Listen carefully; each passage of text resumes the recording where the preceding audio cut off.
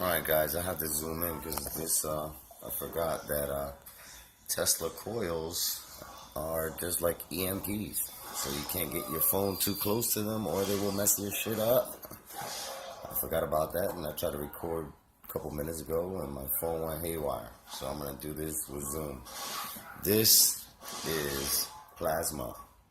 This little spark of electricity and it kind of burns. Alright, this little spark of electricity is able to do this wirelessly. As I've shown you guys before, Tesla coil. And here's your moon. To be exact, let me show you how this works. You see how the light follows the magnetism of the Tesla coil in this light as it dims and then fades away into the direction of the Tesla coil. You see it's still lit in the back now, right? That's the same thing that's happening with your moon. There's a magnetism in the stars, one of the stars, and it's probably Sirius. The star Sirius, which is the brightest, and is usually that one when it's closest to. I mean, I'm just assuming, but this is what I'm saying. Stars have magnetism, they're plasma, they're known to react. When you look at them, you see the pulse and vibrations in them. So treat this light bulb as your moon. When that star comes into contact with the moon, you get the full moon, and then you start to get its phases as the moon goes away from that star. Now, which star is it? Is what we have to find out. Could be a star, could be one of the planets, because we know that both the planets and the stars are the same. So notice you see the phase this light bulb's going through as I move it around. So here's your moon. Same concept. And let's get that spark going again. That spark gap right there is your stars, dude. You see the vibration, the pulse. Every time I film them, you see that when, see? Look, when I get near it, you see how it starts to dance and shit? You know what I'm saying? Because it's trying to attract to me. You see? So, same concept. This little motherfucker hurts when it does touch. So, same concept. It's dormant, but it vibrates when something's near it. But the stars are near the firmament, the sun, the moon all the time, so that's why they flicker from, that's what I get from it. They're attracting these towards them. And when they get near, look, you see what I'm saying? It gets near, that dies out. The spark goes away. Look at it, it'll give me a spark here too. See the spark on my finger? It's attracted to me, just like the light bulb, as you can see. So who's to say, like I said, the sun and moon are both generating their light from the stars, which are these little spark gaps you see in the firmament. The little dancing movement they do, you see. It's kind of cool. But all in all, like I said, if this is the moon, look, you see how as I get close, you see, I don't even have to get all the way close to it. I could just get near it. You see? And look, you see how it works? So think of these as the stars, the plasma, electricity, the spark. They're all one and the same. Plasma, electricity,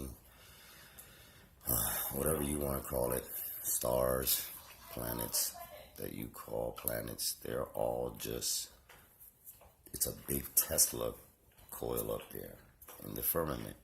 All of it. The blue in your skies is neon.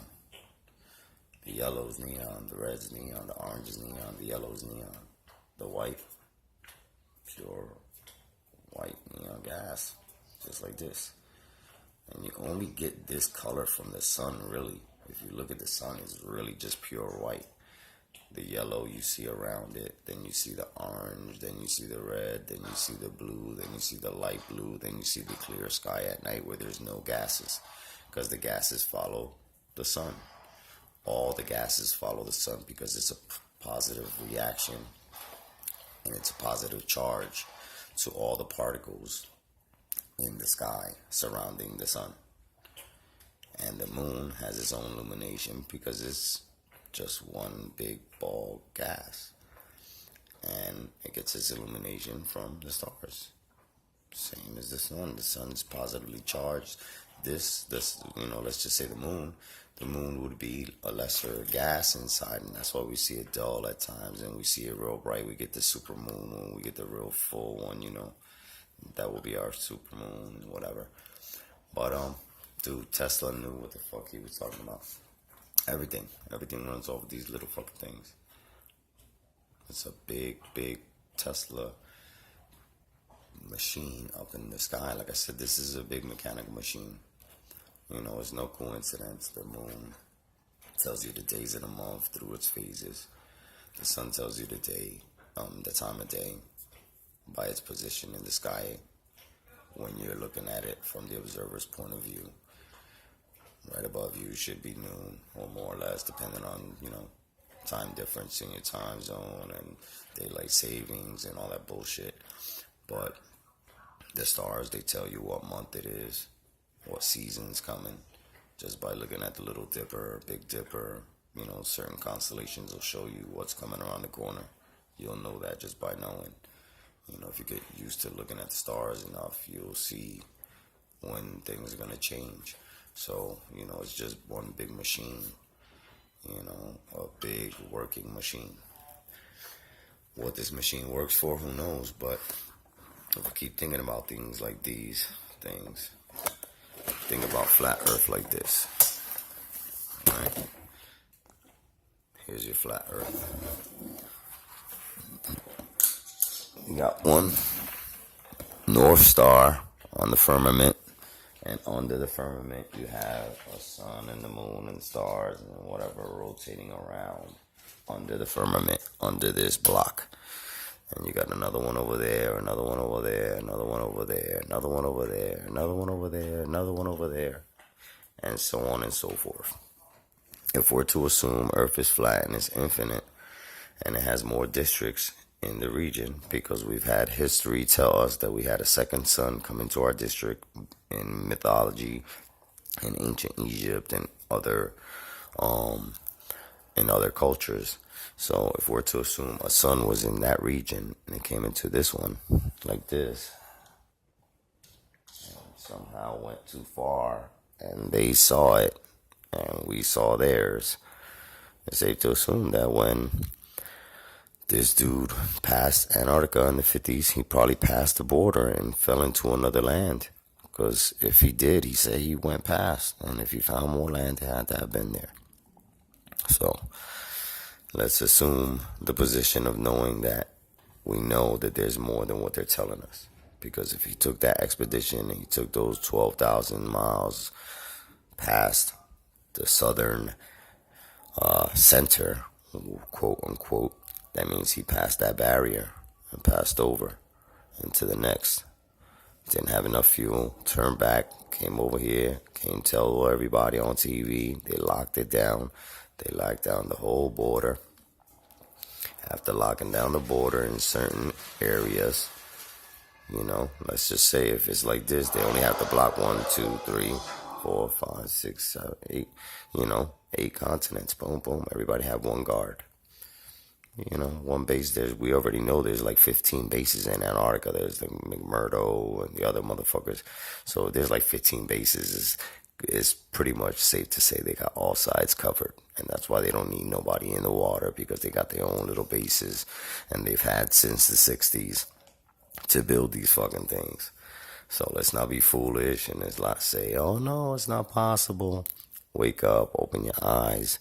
Everything around us works off electromagnetism. That's it. Everything. Your bodies has sparks in them. Your sperm has sparks in it. Every fucking thing in the world runs off of a fucking spark. One little plasma spark. One. Where they come from, who knows? But, we can make this, but how is it happening in the ceiling, in our firmament? How is that working? We have to figure that out. How is this working up there. We need to know. So wake up, guys. Start thinking critically. Use your head.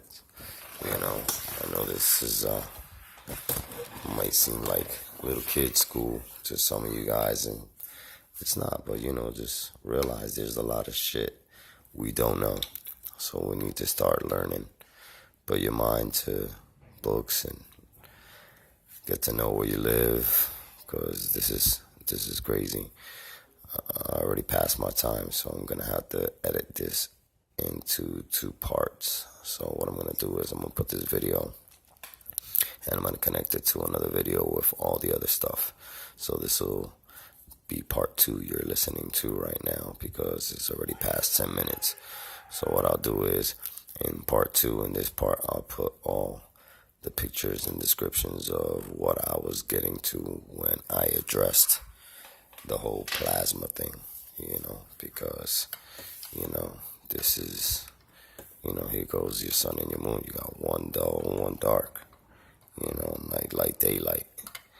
Why are we being so foolish to not think those things are working that way? Look, your sun, your moon. Why not? 2 things floating in the sky.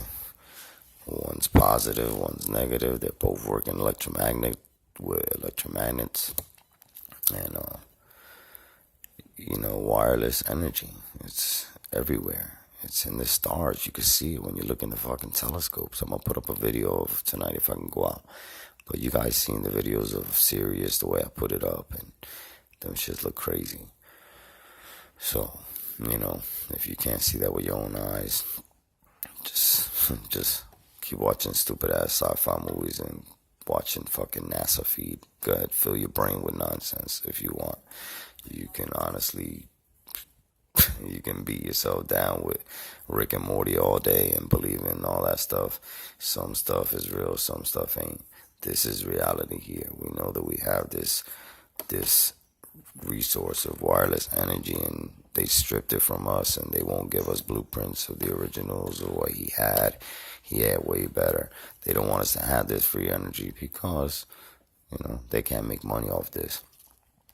If I could run massive amounts of light bulbs in my house with less than 5 volts of current coming out of here, knowing that these are pulling 120 volts, and I can downsize my energy to 5 volts instead of 120 volts. Like, what the fuck are we doing here? You know what I'm saying? I could easily have a fucking night lamp, at my desk with one of these, and waste less electricity than having this fucker plugged in to my socket. So, what's going on, people? Why we not making Tesla lamps in our house? It's easy, cheap. You can make your own designs, do some hot shit, have fucking lights rotating around this motherfucker if you want. You can connect a fucking motor to this fucking power supply and still waste less energy than you would if you had these plugged in. I'm just saying. You can run a motor and this and have some funky ass little disco fucking lights going on in your house. Like, I'm just saying. I wouldn't mind fucking doing some shit like that. Anyway, I'm cutting into time, so it doesn't matter. This will be part 2. Alright, so I'll talk to you guys in the next video. Alright.